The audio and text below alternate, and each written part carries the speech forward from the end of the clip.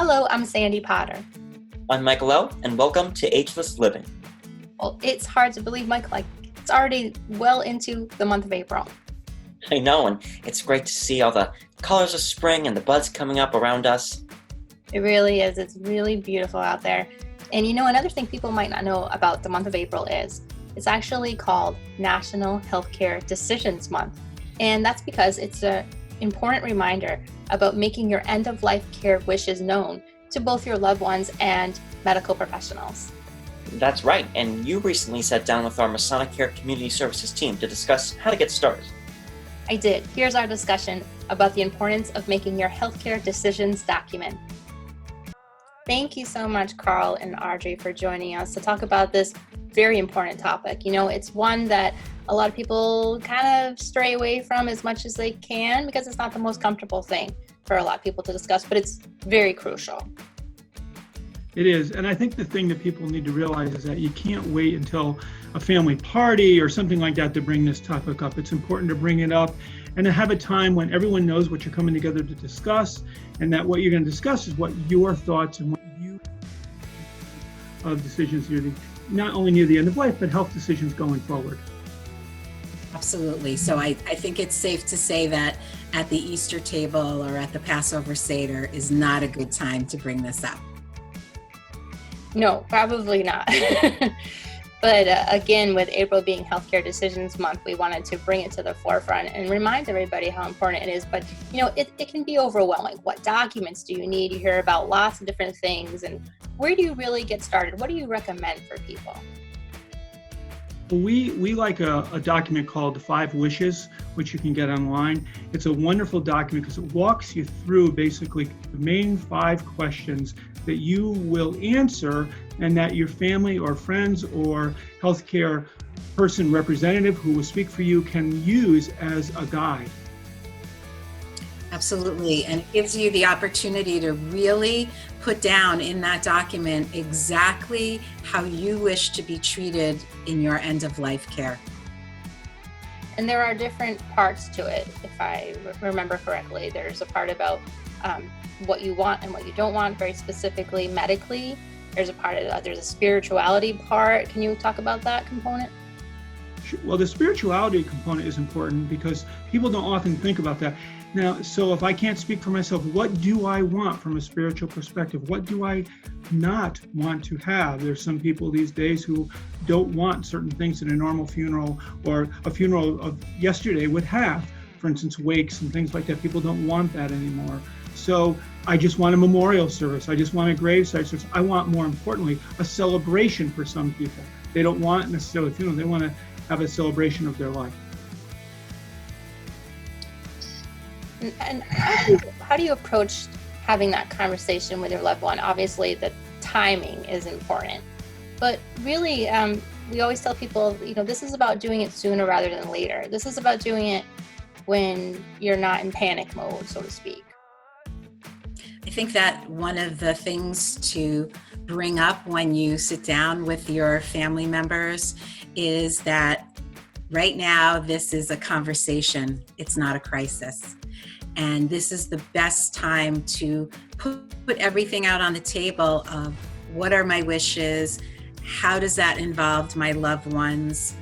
If I can't make decisions, who will be making them for me? So that everybody can clearly understand those answers and can even help the parent make those decisions. You're really giving a gift to your family by doing this because they will then know exactly what you want. They're not guessing and saying, oh, I really don't know.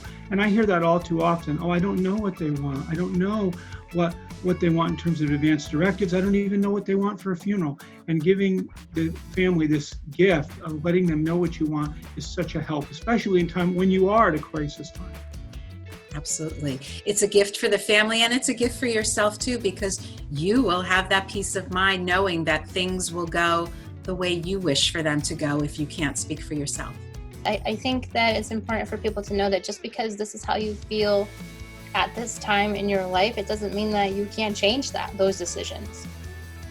Now, decisions can always be changed as technology changes and things change, your life changes, your ethics change. The other thing that's important is your ethics are very important, and that whoever would be a person who would speak for you needs to hold up your ethics, not necessarily theirs, but yours, so they can speak for you the way you would speak, and they would say the things that you would want said, and more especially that they would pick things and do things that are in accordance with your belief system. Yes. Yeah, absolutely. Well, this is a great information and a great resources, a good place for people to start.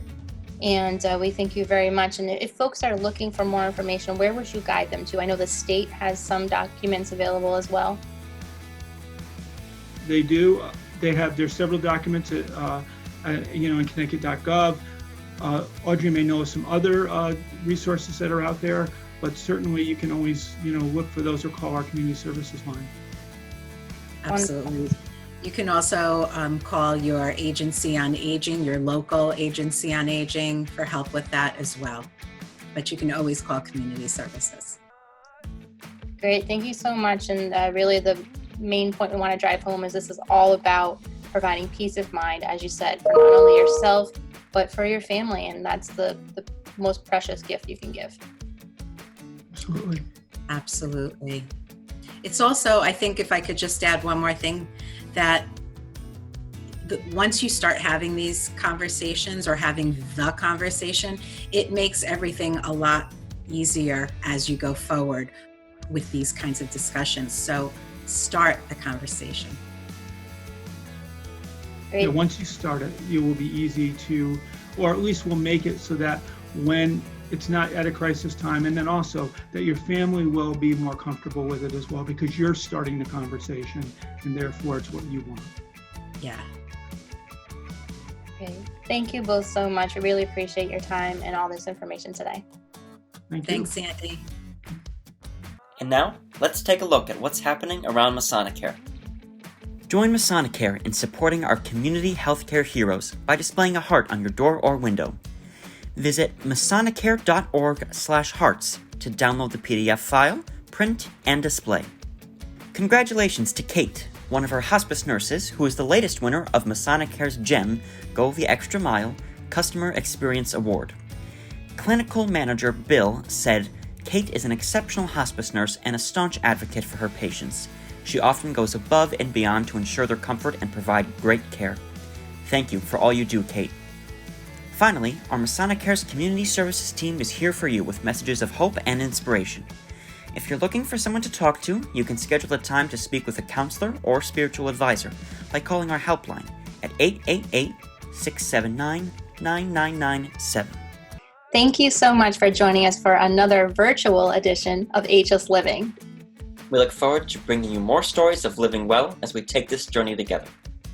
And until next time, stay well and remember, be ageless. Bye.